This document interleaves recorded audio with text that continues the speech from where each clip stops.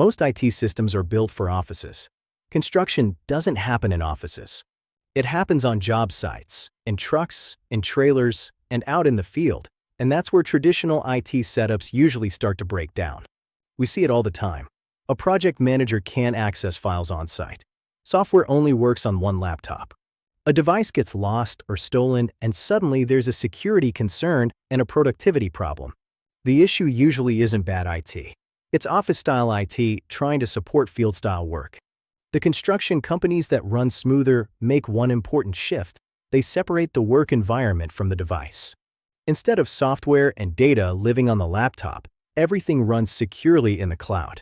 Teams log into a virtual desktop from anywhere, on any approved device. Nothing sensitive lives on the machine itself. So if a laptop is lost, nothing is exposed. If someone's in the field, they still have full access. And just as important, cybersecurity training matters. Nearly 90% of breaches start with email. When teams know what to look for, problems get stopped before they start. IT should work the way construction works. When it does, everything gets easier.